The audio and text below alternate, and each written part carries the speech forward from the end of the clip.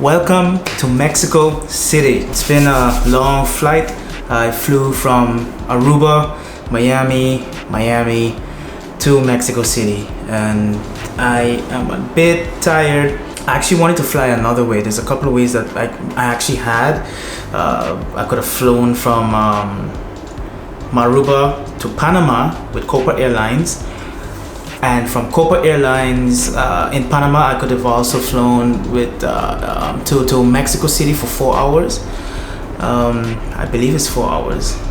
To me, I would have loved to go that route versus going that way and then going all the way back that way. But anyways, it worked out fine. The flight was great. Not much bumps to speak about. So my first time in Mexico City, and yeah, what can I say about this place? It's nothing like what I expected it to be. Everyone was like, oh, Mexico, you know, tequila, sombreros, and andale, and everyone on a horse. However, Mexico City is completely different. It's very modernized, very busy. It's like, if I'm not mistaken, a person I met here in the city told me that they have a population of 22 million in the city alone. That's crazy. That's a lot of people. 22 million. That's a lot. Makes New York City look like but yeah, so my first impressions was coming in from Miami. You know, it was at night, and obviously it's day right now. And the first impression I got, you could feel the presence of military and also police everywhere. It wasn't as intense as like everyone would say it was. Like I would expect it to be more intense in places like Tijuana and further up, you know, north, where it's closer to the US border, you know, because of drugs and the cartels and all that type of stuff. But yeah, the presence was there.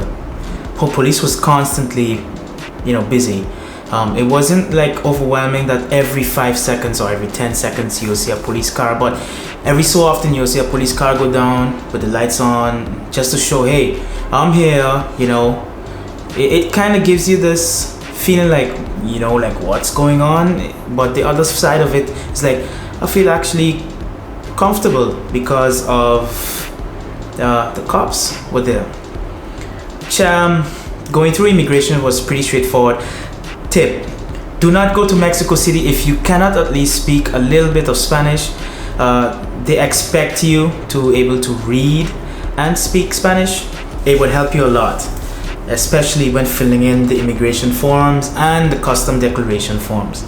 It would help you a lot. The custom declaration form was completely in Spanish. Thank God I learned Spanish in school, so I could have figured that out.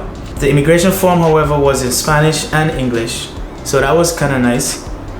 Also, going through immigration, they will speak to you in Spanish. Even though you reply in English, they will speak to you in Spanish. Anywhere in the country, there's like, they expect you to speak their native tongue. So I had no issues with that. That was pretty straightforward.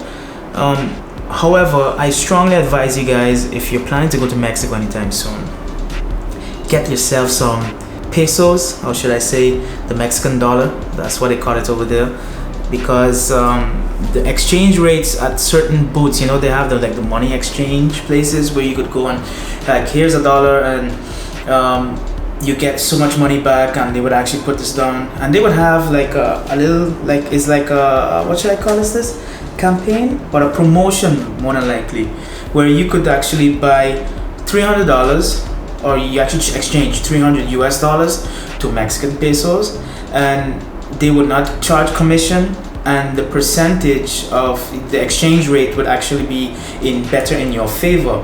So I'm trying to figure out, okay, do I really want to change all this money here now? Because $100 US was like 1,463 pesos that I got it for, which was not so bad, but not so good either, because I believe the exchange rate is 1 to 16 now.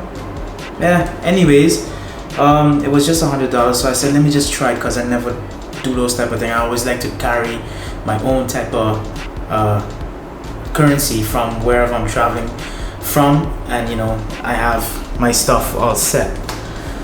So hold on, let me see if I could show you guys the money. Hold that thought. So the Mexican money, this is what I'm talking about. This is the Mexican pesos. But everywhere where you go, you won't see that they have a sign of peso. You'll see a sign of dollar, like a US dollar. So it had me confused for a little while. For instance, you go and ask for a beer, and it was like what was it? It was for instance 50 pesos or $50. You see $50, like $50 for a fucking beer, and then you remember, stupid, you're in Mexico, and this is what they mean with the dollars. So basically this is 100, and I believe I have 50,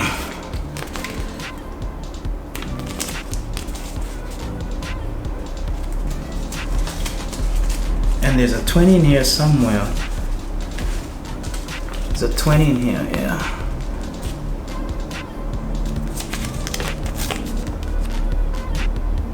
So yeah, that's the money, and they go in different sizes, if I'm not mistaken.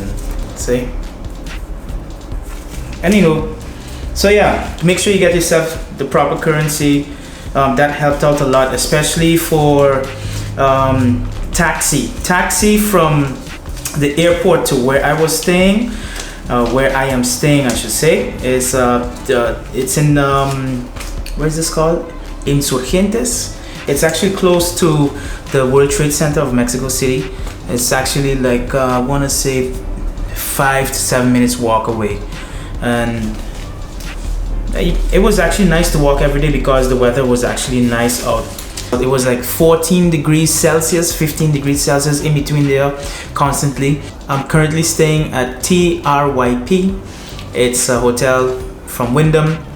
It's specially made for guys or people who are actually coming in to do their business in Mexico City and leave. So this actually worked out pretty fine for us. Actually, it's me and my colleague came down here.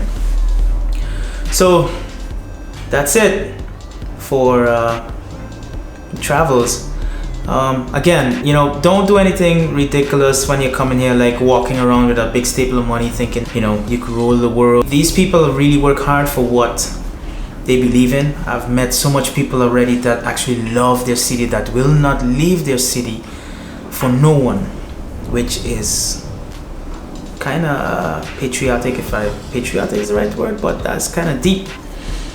But yeah, so day one, we went to a couple of restaurants.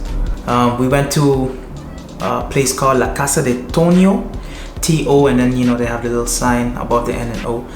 This place is like a I want to say a food chain for Mexican food. So like pozoles, mole, tacos, quesadillas, and everything that what I thought about Mexican food, completely wrong. These guys them have a different way of making their food in Mexico versus the food you get out here in the Eastern Caribbean. So yeah, we went to La Casa de Tonio, and I had a pozoles. I'll put up a picture here somewhere. This is basically it's a broth with paprika, chicken breast, and it's a special type of corn. I can't remember what the corn is, but you know, normally you bite into a yellow corn and it has this nice bursting sweet taste in your mouth. Not this corn. This corn was like, it looked like a popcorn almost, but it had a texture of like a bean. So when I asked one of my associates, I said, hey, you know, what is this? And he was like, that's a special corn they use for a lot of things. Just like how the Chinese love rice, like how rice is sacred to them, corn is sacred to Mexican. And it made sense. So all of the, you know, the corn tortillas and the this and the that and the quesadillas and all that stuff, you know, corn-based meals and stuff like that. It was really nice. I never had a pozole before in my life. And I had the pozole chiquito. No, I'm mistaken. Pozole chico basically means it's a small bowl And there's also a pozole grande, but the pozole chico is like a small one. On top of that, you get a lot of these condiments. So you get like the different type of hot sauces. It's not only you get like hot sauce and that's it. No, you could get the guacamole with a little hot sauce, and they have this medium one that is also nice. And then there's a heavy one that I just made a mistake, dipped it on my hand. I was like, went for it, and that was the worst freaking mistake I ever did for that day. I never ever gonna do that again. Mexican hot sauce is hot. So it's 14 of us at the table sharing food. So some of us had the quesadillas, which is not what you think a quesadilla is. You know, the whole nice white soft, you know, soft taco, if you may, and it's all, you know, grilled. No, this one was basically like a pastiche in the sense of a pastry, where all the nice meat and the cheese and whatever, and it's deep fried. That is basically what they meant with quesadilla. And so I'm asking the guy next to me, he's like, I thought quesadilla was, you know, the whole pie thing, and it's cut, you know, nice and soft. Guy was like, there's different type of quesadillas here in Mexico. Blew my mind. So that was one. Pozoles, like I said, I had a pozoles, and that was actually like a chicken broth.